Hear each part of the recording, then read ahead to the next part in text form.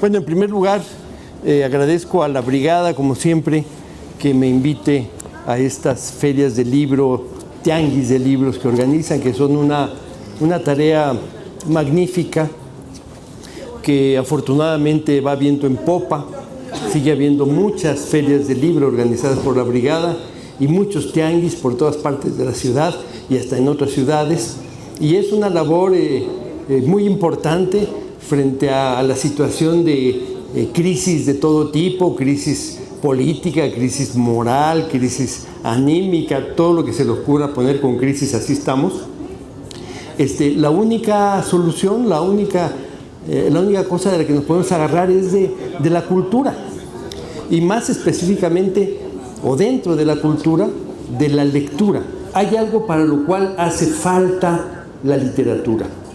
Hace falta la novela, desde luego la poesía, el teatro, porque muchas cosas los historiadores no pueden darse toda la libertad del mundo para decir, por ejemplo, qué es lo que se está pensando en la sociedad, cómo se está hablando, qué opina la gente en ciertos momentos históricos. Es muy difícil entrar a la subjetividad cuando se habla de historia. Y en cambio en la literatura hay una gran libertad, de tal manera que quien escribe una novela no tiene que tener las fuentes exactas de lo que está diciendo. De hecho, ni siquiera está haciendo referencia a hechos históricos, aunque puedan identificarse claramente en una época. Esos acontecimientos son como el escenario, como la geografía en la cual se desarrolla una historia, que es una historia de ficción. A lo que quiero llegar es al contexto en el cual yo escribí mis novelas, y particularmente estas tres novelas que componen lo que yo llamo una trilogía, la trilogía Fin de Siglo. Las tres novelas se llaman Fin de Siglo. Llamo Fin de Siglo a la trilogía porque las tres se refieren a acontecimientos o a historias que sucedieron precisamente en esos últimos 30 años del siglo XX y que están influidas directamente por acontecimientos sociales, estos que les he mencionado, en primer lugar el 68, pero toda la secuela que hubo después. La primera de estas tres novelas, que se llama Hotel Balmori, es una historia que se desata, la historia se desata en el campo, en un crimen cometido por policías federales o miembros del ejército vestidos de civil, que asesinan a una familia campesina en el estado de Morelos. Es una historia de ficción, es una historia que yo inventé, pero que no inventé de la nada.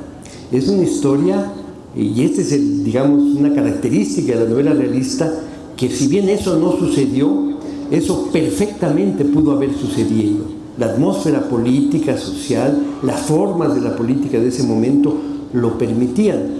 Y en ese caso, en esta historia de este asesinato de una familia campesina agrarista en el estado de Morelos, está inspirada en un hecho real, que es el asesinato de la familia de Rubén Jaramillo y su familia, que sucedió en los años 60 y que fue un acto deliberado del Estado para acabar con un líder agrario, y acabarlo de esa manera brutal, no solamente matándolo a él, sino sacando de su casa a su familia y fusilándolos a todos, a él, a su esposa embarazada, a sus hijos. Bueno, ese acto terrible que sucedió en la realidad es el asesinato de Rubén Jaramillo. De tal manera que el acto terrible que yo relato no es algo que esté fuera de la realidad, es ficción, pero no está fuera de la realidad. Perfectamente pudo haber sucedido. Y eso es lo que desata la historia. La historia en esa novela, la historia que yo cuento, es a partir de ese hecho lo que sucede con dos sobrevivientes de ese asesinato múltiple. Dentro de ese asesinato de la familia campesina se salvan casualmente dos de los miembros, los dos hermanos más pequeños, un hermano y una hermana. Y esa es la historia que va a componer la novela. La novela va a seguir la historia de estos dos personajes, no de una manera directa y lineal, La historia empieza, la novela empieza en el año 2000. Y es una jovencita, casi adolescente, que se llama la China, que le dicen la China, que por una serie de circunstancias se ha quedado prácticamente sola en el mundo y su única agarradera era su padrastro que se llamaba Ángel y que acaba de morir. En ese momento, en el año 2000, esta muchachita, esta jovencita de 18 años, sola, aparentemente sin raíces, en una escena misteriosa, rara, que ella va en el metro hacia su trabajo, ella es mesera y va a su trabajo, un hombre extraño, gris, se acerca y le entrega un cuaderno y le dice, ¿esto le interesa? Y el señor se va. Y esta jovencita se queda ahí con un cuaderno manuscrito en las piernas, sin saber qué pensar, hasta que más tarde puede leer el cuaderno. Ella tiene un novio que es un estudiante de filosofía de la UNAM, y entre los dos leen ese manuscrito, que es un manuscrito terrible, porque lo que hace es describir el asesinato de una familia campesina, justamente describir el asesinato de esa familia de las que le hablaba. Puntualmente, exactamente, una crónica exacta de lo que sucedió. Ese era el manuscrito que le dieron, incompleto, que le dieron a la China. Y la única referencia que tiene es que el sobreviviente de esa masacre, de ese asesinato múltiple, era su padrastro, ese que acaba de morir, ese que era su única agarradera histórica, digamos, la única que le daba profundidad. Ese hecho hace que la China y su novio se obsesionen entonces por investigar qué fue lo que pasó. Para ella es una necesidad absoluta. Nadie puede vivir sin memoria, sin raíces. Y ella obviamente está sin raíces y sin memoria. Y de pronto se le ofrece la posibilidad de hurgar, de investigar, de saber de dónde venía ese personaje que se casó con su madre, que es Ángel, el sobreviviente de esa masacre. Eso es lo que desata la novela. Y la novela lo que hace es investigar, más bien no la novela, los personajes de la novela, la China y su novio que se llama Damián, se ponen a investigar, que entonces es una novela de investigación. Investiga qué fue lo que pasó. Para investigar eso tiene que recorrer muchos caminos, entre otros tiene que entrevistar a gente, tiene que pedir ayuda a una de las gentes a las que piden ayuda, es el papá de este muchacho, estudiante de filosofía. Su papá, el maestro Luna, resulta que es maestro ya jubilado, normalista, pero ya jubilado, que vive en Oaxaca y que ha sido un participante de los movimientos sociales en toda su juventud y su edad adulta. Y entonces él les da tips de cómo hacer para investigar y de paso les cuenta historias. Entre otras les cuenta la masacre del 68, porque el maestro Luna estuvo presente en la plaza siendo entonces estudiante normalista. Y la investigación va por muchos caminos, utilizan la prensa, utilizan a un viejo periodista que encuentran, gracias al maestro Luna, encuentran a un viejo periodista en Morelos, que se apellida Percástegui y que tiene un archivo en su casa de un periódico muy importante, Los Caminos del Sur, y que les permite investigar dónde sucedió, qué se sabe, qué se difundió y qué no. Y la investigación pues conduce a un final que ya no les voy a platicar, pero ellos logran reconstruir la historia de esos dos personajes, de esos dos hermanos que sobrevivieron de esa masacre. ¿Qué es lo que hace la novela entonces? Por una parte, como punto de partida, tiene un hecho en el campo. Un asesinato de un líder agrarista y su familia. No es Jaramillo, pero podía serlo. Y sobreviven dos personajes, y estos dos personajes hacen todo un proceso de investigación para explicarse no solamente qué pasó, porque eso está contado y luego va a seguir siendo contado por el personaje misterioso que le entrega el cuaderno, y conecta con la guerrilla. Y la explicación posible, eso no se resuelve, pero quedan algunas dudas ahí, de por qué asesinaron a la familia Salazar, la familia de Ángel Salazar, por qué la asesinaron, tiene que ver con la posibilidad de que la policía asociara al viejo agrarismo con la guerrilla de los 70s, que temían que quizá esa vieja raíz del agrarismo estuviera en contacto con esa nueva guerrilla que fue la guerrilla de los 70, frente a la cual hubo una guerra sucia criminal en donde sucedieron cosas como esa, acribillar a gente simplemente o porque eran parte de una guerrilla o porque sospechaban que era parte de una guerrilla. La novela pues tiene un final inesperado, pero lo que quería destacar es que a partir de una historia que empieza a contarse en el año 2000, no se puede explicar lo que está pasando en el año 2000 si no se recurre a una investigación de lo que ha pasado en esos 30 años en distintas direcciones. La segunda novela de esa trilogía se llama Septiembre, es esta. Y el título tiene que ver, como lo indica la foto de la portada, con los terremotos de septiembre de 1985. Pero la historia no solamente cuenta el terremoto, hace una crónica literaria, digamos, de cómo se vivió en las calles de la Ciudad de México ese terrible terremoto en donde murieron miles de personas, sino que también hace un retrato de la sociedad que siguió después del terremoto. ¿Qué pasó con la gente que vivió el terremoto? ¿Qué consecuencias tuvo políticamente en las organizaciones sociales? Pero no solo. La historia de Septiembre es una historia de amor entre dos personajes. Una joven recién casada que vive en la Ciudad de México y que se despierta el día del terremoto con esa gran sacudida, y que encuentra que su marido, ella era una recién casada, su marido no durmió en su casa y que probablemente durmió en casa de su madre, es decir, de la suegra de esta mujer que se llama Maga.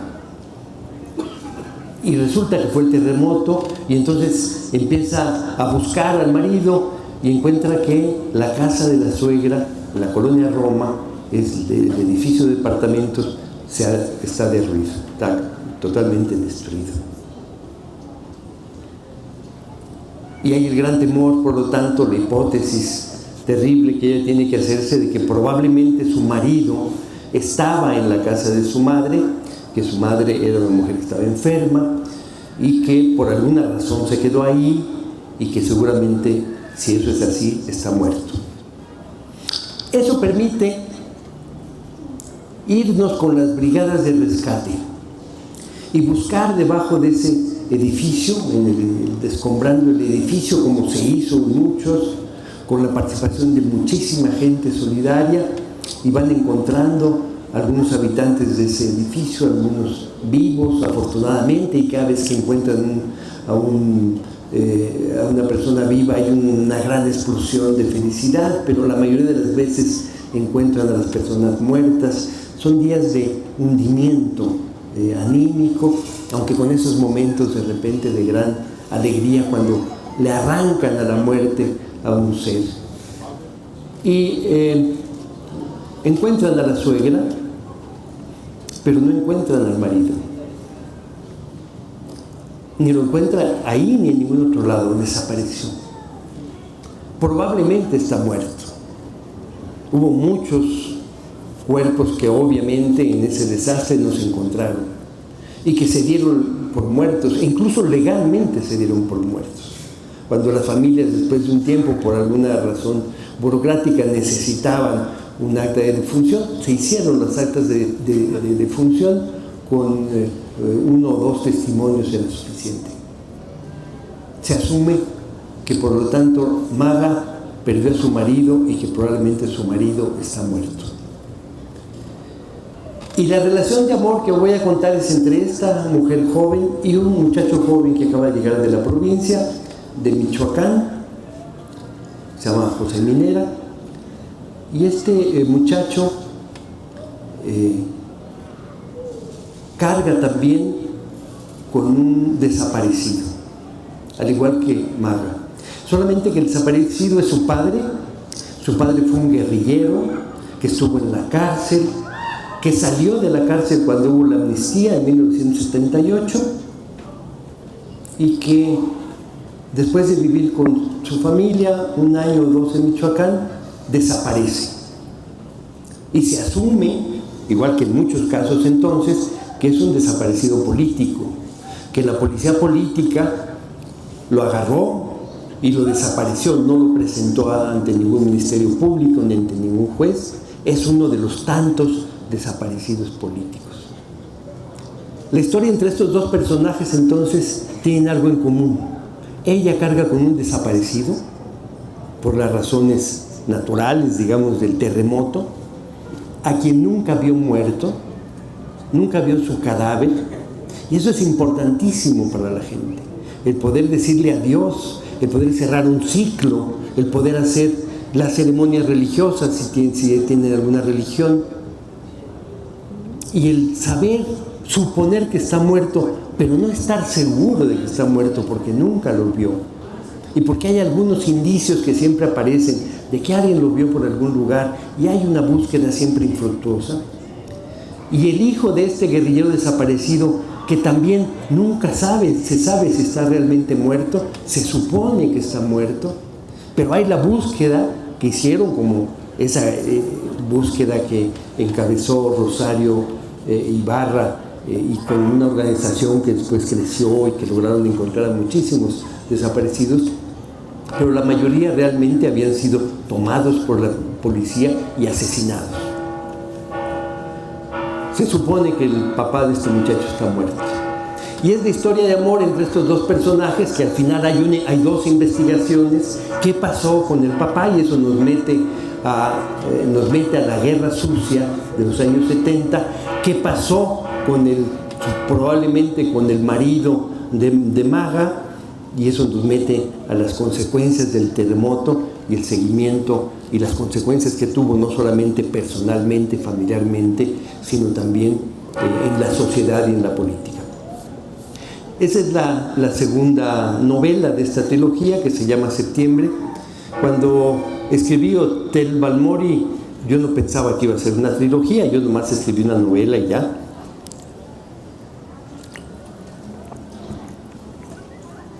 Pero cuando terminé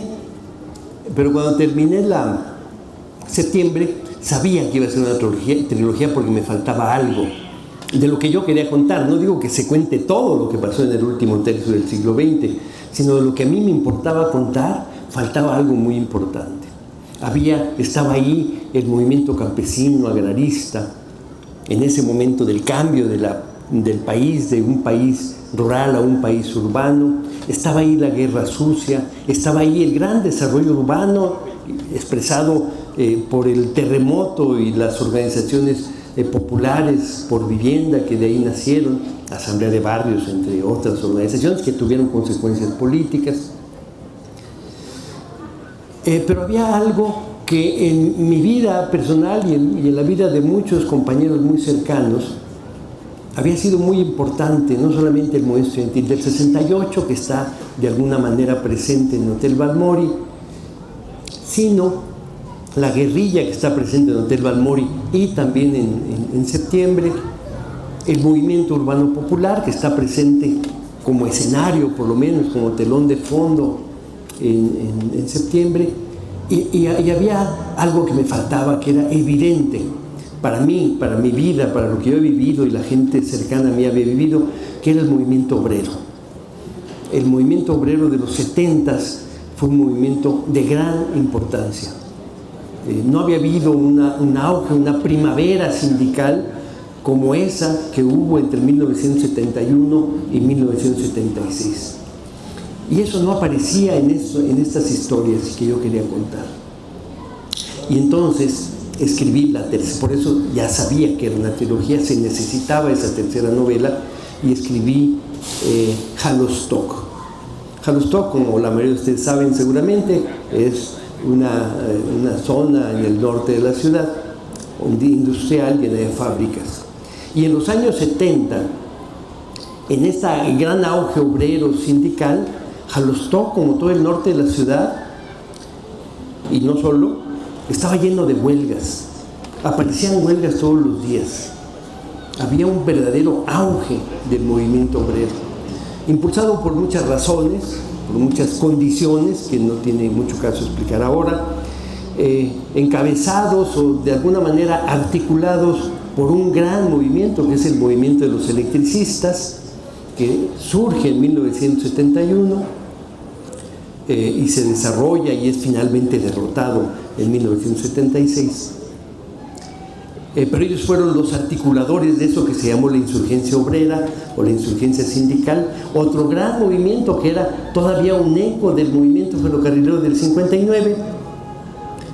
Y aquí se juntan muchas historias, porque el movimiento ferrocarrilero del 59, que fue aplastado, que fue reprimido, que metieron en la cárcel a cientos de ferrocarrileros, entre ellos a sus principales dirigentes, y que en el 68, casi 10 años después, esos líderes sindicales ferrocarrileros seguían en la cárcel, entre ellos Vallejo, el principal de todos, y 2 años después, en el 71, salen libres en buena medida como consecuencia del movimiento del 68, que una de sus demandas principales era la derogación de los artículos 145 y 145 bis del Código Penal Federal, que tipificaba el delito de disolución social, que era el delito que aplicaban a los líderes opositores para meterlos a la cárcel. Y por eso Vallejo estaba en la cárcel, igual que Campa y muchos otros, acusados de disolución social. Y esos artículos fueron derogados, en efecto, en 1971 por la Cámara de Diputados priista, como consecuencia de esa demanda que se levantó fuertemente en el movimiento del 68. De tal manera que Vallejo y Campa salieron de la cárcel en el 71, y Vallejo se integra inmediatamente a la insurgencia sindical. Levanta un movimiento, el movimiento sindical ferrocarrilero, que finalmente va a ser reprimido en varias partes, pero intenta reconstruir esa organización magnífica que fue el sindicato ferrocarrilero del 59, y se suma a la insurgencia sindical. Bueno, esta insurgencia sindical, que insisto, no estaba en mis 2 anteriores novelas, va a ser acto de presencia en la novela Hallowstock. Y ahí cuento 2 historias. La historia de una huelga, de una fábrica que en la novela se llama Motores Hallowstock, una industria, una fábrica que hace partes automotrices, y que es una historia de ficción. Pero otra vez, igual que en el caso de Jaramillo, es una historia de ficción que tiene muchas cosas que pudieron suceder exactamente como las cuento. De hecho, está inspirada en una huelga que sí sucedió, una huelga real, que fue la huelga de Spicer, una huelga emblemática de ese periodo de la insurgencia. Voy a poner la cachucha porque hay unos mosquitos que me están dando lata. Y cuento esa historia, esa es una de las historias que cuento, pero al mismo tiempo que cuento la historia de la huelga de Motores Hallowstock, cómo se organiza, cómo se desarrolla, cómo enfrenta la represión, cómo reacciona frente a la represión y cuál es el final de la huelga. Todos esos elementos están tomados de la realidad de distintas huelgas, que yo lo hago una sola, ¿no? Para mostrar cómo pudo haber sido una huelga en ese momento. Y la otra historia que cuento en paralelo, de hecho es la otra historia la que estructura la novela, no la huelga, sino la otra, es algo que pasó. La huelga fue en 1975 y la otra historia sucede en 1992, 17 años después. Y es una historia que no tiene nada que ver con la huelga, salvo que los principales personajes de esta historia son dos personajes que estuvieron en la huelga. Uno de ellos era un asesor sindical, un activista, un ex estudiante que se convirtió en un activista sindical y ayudó a organizar y acompañó toda la huelga. Otra muchacha estudiante que también va con este joven y participa en toda la organización. Y otro personaje inesperado que es un policía judicial. Esos personajes son los que cuentan la historia de la huelga del 75. Y esos personajes, dos de ellos, el joven que se llama Martín Médanos y el policía, y ya entonces ex policía judicial que se llama Virgilio Lima, se encuentran en 1992 y protagonizan otra historia totalmente diferente.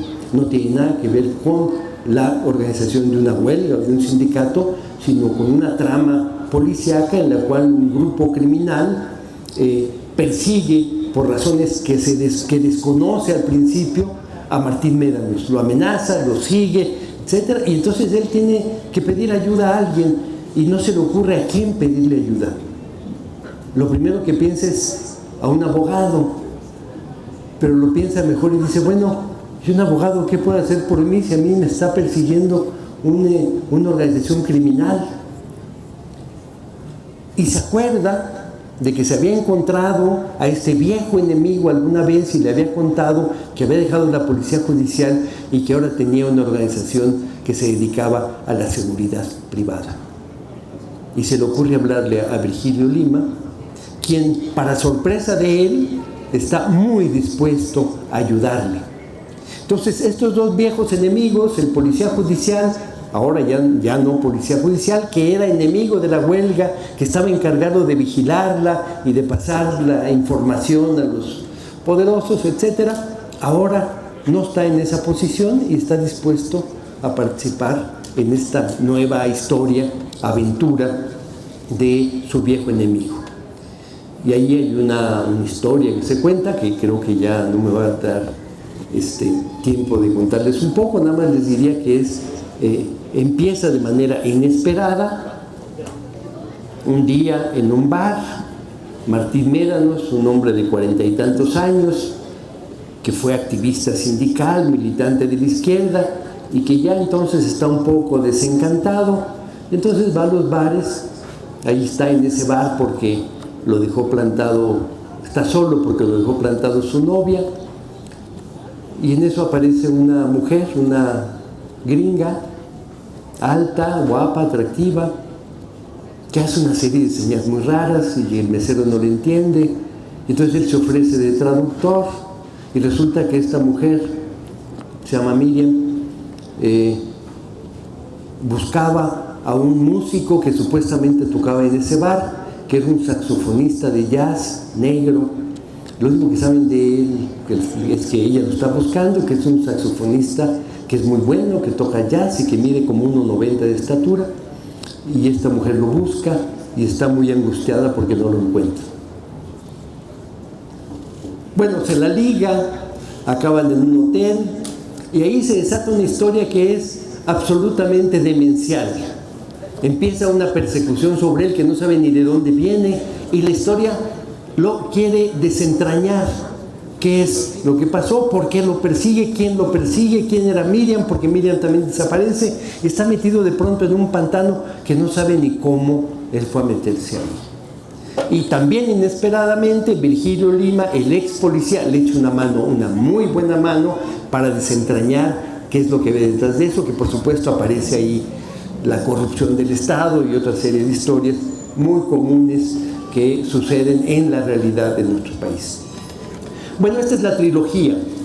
No se repiten en las tres, no es una secuela, no es que una se lea después de otra. Son novelas independientes, que se pueden leer independientemente y que lo único que tienen en común es que abordan este periodo con esa misma idea de transmitir el ánimo, lo que pasaba, el lenguaje, la forma como se pensaba en esa época, con personajes que son perfectamente posibles que hayan existido.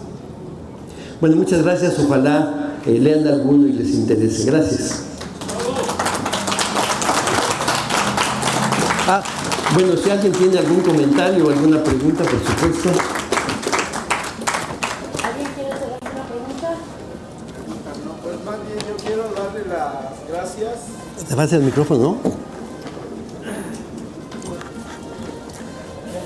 Yo quiero darle las gracias porque nos hizo regresar a aquellos tiempos donde escuchábamos las novelas en la radio, en aquellos viejos programas en donde era lo único quizás que escuchábamos y nos mantenía tan amenamente.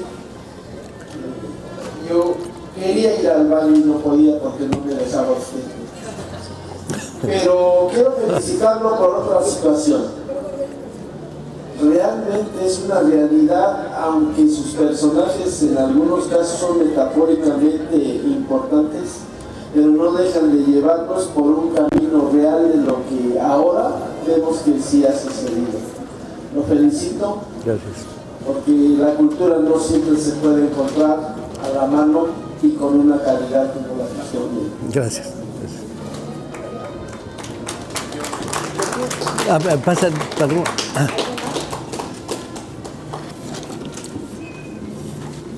Gracias, buenas noches. Pues yo me felicito a mí mismo por haber estado aquí, Gracias. porque es realmente, diría, dificilísimo escuchar hablar sobre estos temas en estos tiempos, donde cada vez la apatía, el desinterés, el desánimo, el desgano sobre la situación que vive el país cada vez es más ajeno a la mayoría de los mexicanos. Que podamos escuchar esto en una plaza pública realmente merece felicitaciones a todos ustedes que han estado presentes, y yo leí alguno de ellos, me pareció interesante, no sabía que existían los otros dos. Qué bueno que existen, y obviamente los vamos a leer, porque quien no conoce su pasado obviamente no sabe a dónde va. Muchas gracias, Paco, y felicitaciones. Gracias.